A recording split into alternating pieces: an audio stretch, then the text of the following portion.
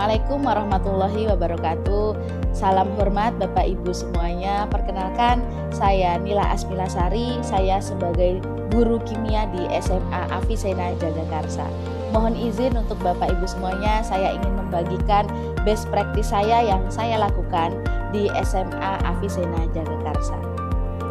Best practice saya yang akan saya bagikan kepada Bapak Ibu semuanya bertemakan dengan project STEM yang berdasarkan pembelajaran berdiferensiasi untuk menumbuhkan skill pada abad 21 serta budaya untuk melestarikan lingkungan berdasarkan SDGs. Semoga apa yang saya lakukan di SMA Avicenna bisa menginspirasi untuk SMA dan SMK yang lainnya atau sekolah yang lainnya. Terima kasih. Paradigma pendidikan pada abad 21 itu menekankan pada skill-skill yang harus ditumbuhkan pada peserta didik. Di antaranya adalah skill untuk literasi, kemudian skill untuk problem solving, berkomunikasi, kemudian menyelesaikan masalah di dalam lingkungan, kemudian siswa harus dituntut untuk bisa berkolaborasi atau bersinergis dengan teman-temannya. Nah, skill ini tidak didapatkan pada 60% siswa saat ini sesuai dengan beberapa jurnal yang sudah kami temukan. Kemudian kami juga menemukan permasalahan yang ada di dalam sekolah kami, yaitu siswa kurang memiliki rasa bertanggung jawab terhadap lingkungan.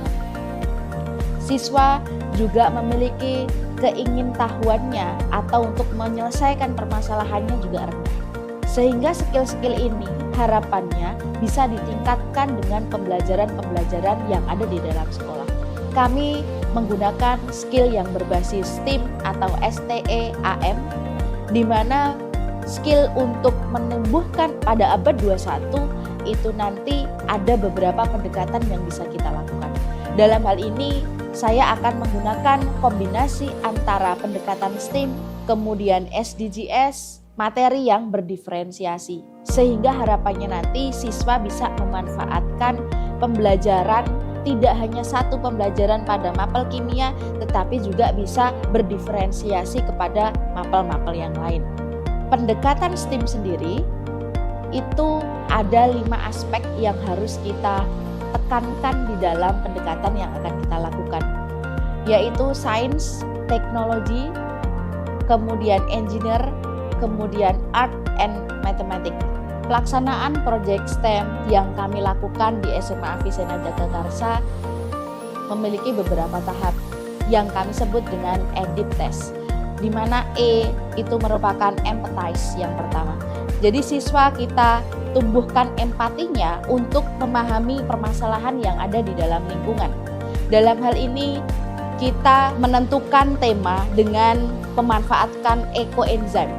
Ekoenzim terkenal dengan cairan yang serbaguna, di mana cairan serbaguna ini bisa digunakan untuk menyelesaikan permasalahan yang ada di dalam lingkungan. Tentunya kita ambil dari permasalahan-permasalahan yang ada di dalam lingkungan kita, terutama seperti deterjen. Bapak Ibu semuanya bisa dipahami di sini ada deterjen yang ramah lingkungan. Di sini kita menggunakan berbahan dasar lerak dan ekoenzim. Ini hanya salah satu produk yang kita kembangkan di dalam produk STEAM. Produk-produk yang kami kembangkan ini berbasis SDGs, di mana menekankan pada hidup yang berkelanjutan, memanfaatkan ekoenzim sebagai antibakteri, kemudian beberapa reaksi saponifikasi dari lerak yang kita kombinasi, yang kita tentukan perbandingan-perbandingan yang tetap untuk menjadi formula-formula dari 12 produk yang kita kembangkan. Tahapan yang kedua yang kami lakukan yaitu tahapan define, di mana tahapan define ini peserta didik kita arahkan untuk memilih satu tema yang ingin mereka kembangkan secara dalam.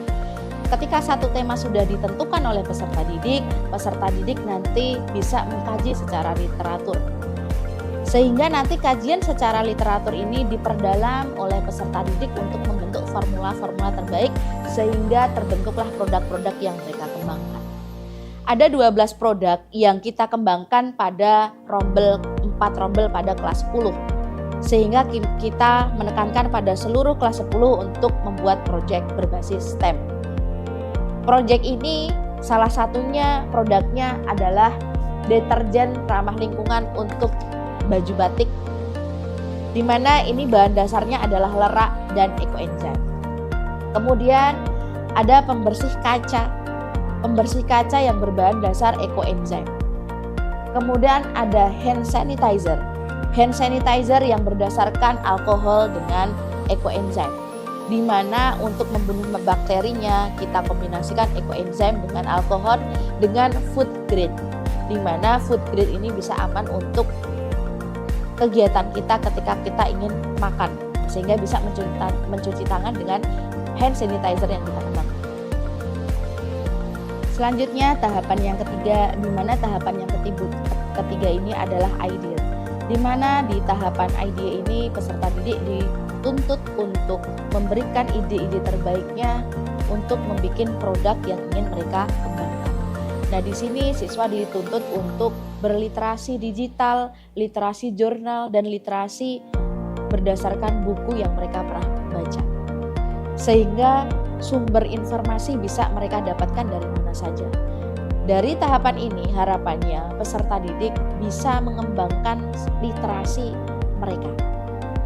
Kemudian untuk tahapan yang keempat yaitu prototype. Untuk tahapan prototype itu ada 3 langkah yang harus mereka lakukan, yaitu langkah untuk menyusun pemasaran, langkah untuk membuat desain produk, langkah untuk membuat desain stiker, kemudian langkah untuk membuat iklan. Di dalam prototipe ini siswa digunakan atau dikembangkan produk-produk yang ingin mereka buat, sehingga nanti produk yang ingin mereka buat bisa dipasarkan dengan layak.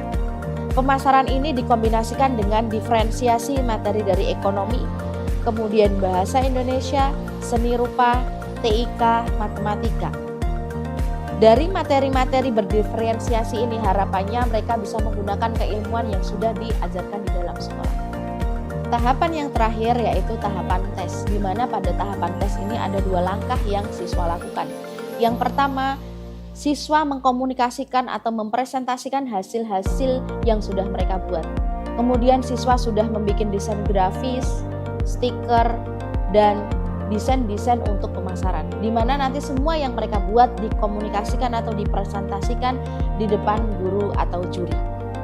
Setelah semua produk dipresentasikan dengan baik, mereka menggelar expo, di mana expo dihadiri oleh komite-komite dari sekolah, bapak ibu guru, dan kakak-kakak kelas dari kelas 11 dan kelas 12.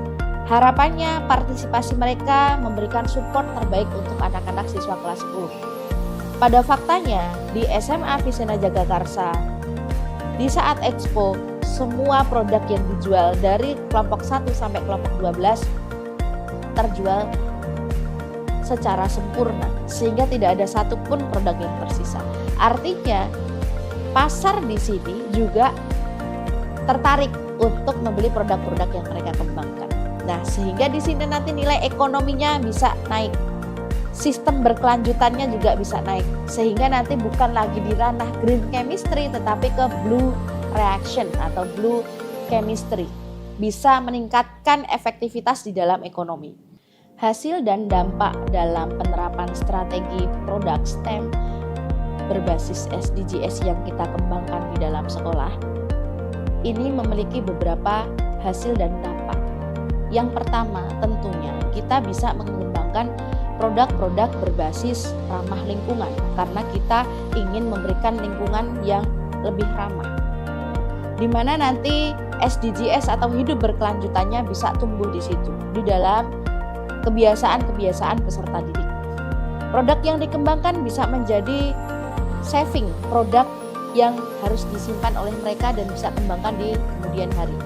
Harapannya nanti mungkin di kemudian hari bisa nambah untuk produk-produk yang lain berdasarkan produk STEM dan berbasis SDGs. Kemudian dampak yang kedua, tentunya peserta didik akan memiliki atau tumbuh skill-skill pada abad 21 yang sudah menjadi dasar strategi ini dilakukan, di mana yang awalnya skill-skill pada abad 21 terkait problem solving yang lemah, kolaborasi yang rendah, kemudian komunikasi yang belum runtut, itu bisa tumbuh setelah mereka melakukan proyek STEM yang dilakukan di sekolah. Kemudian ada beberapa skill-skill lagi yang bisa tumbuh, yaitu literasi dan diferensiasi materi, sehingga mereka bisa paham lebih dalam terkait manfaat-manfaat materi yang lain terkait dalam penjualan suatu produk yang berbasis ramah lingkungan. Kemudian yang ketiga, pastinya mereka mendapatkan ilmu yang sangat bermanfaat di dalam kehidupannya, karena mereka melakukan percobaan secara konkret, di mana menurut Edgar Dale, pembelajaran secara konkret yang dilakukan oleh peserta didik itu akan menjadi pembelajaran yang deep atau dalam, yang sesuai saat ini dikembangkan oleh pemerintah kita. Sehingga pembelajaran yang berdasarkan reaksi konkret atau pembelajaran konkret ini nanti bisa dikembangkan secara luas. Hasil dan dampak selanjutnya, peserta didik akan merasakan keuntungan, di mana keuntungan berjualan produk yang dia ramah lingkungan pastinya disukai atau diminati oleh masyarakat. Sehingga keuntungan finansial ini nanti bisa membuat hati mereka senang. Pastinya karena mereka mendapatkan keuntungan yang lebih dalam penjualan. Sehingga mereka semangat lagi untuk mengembangkan produk. Kemudian keuntungan atau dampak yang kelima, peserta didik bisa berperan aktif di dalam kemerdekaan Indonesia karena mereka berkontribusi baik dalam mewujudkan Indonesia yang semakin jaya dan semakin emas untuk melindungi lingkungan yang ada di sekitar. Pada tahapan ini pastinya ada tahap refleksi yang harus kita lakukan. Tahap refleksi yang harus kita renungkan yaitu yang pertama, bahwa dalam proses pembentukan produk STEM yang kita lakukan, kita memiliki beberapa komitmen, di mana untuk membuat produk seperti ini pastinya butuh komunikasi dengan guru yang kuat, kemudian kerjasama dengan guru yang kuat, kemudian bisa menumbuhkan sinergi di antara guru-guru, sehingga nanti ketika gurunya sudah saling bersinergi bisa membuat produk-produk atau program-program yang baik untuk peserta didik. Kemudian pembelajaran yang konkret, pembelajaran yang berbasis kontekstual, ini nanti harapannya bisa menumbuhkan pemahaman-pemahaman yang semakin baik di pemahaman peserta didik. Pemahaman-pemahaman ini nanti yang nantinya kita akan kembangkan semakin banyak di SMA Avicenna Jagakarsa. Harapannya nanti banyak produk-produk dan best practice yang lain yang kita bisa share kepada Bapak Ibu semuanya. Terima kasih. Assalamualaikum warahmatullahi wabarakatuh.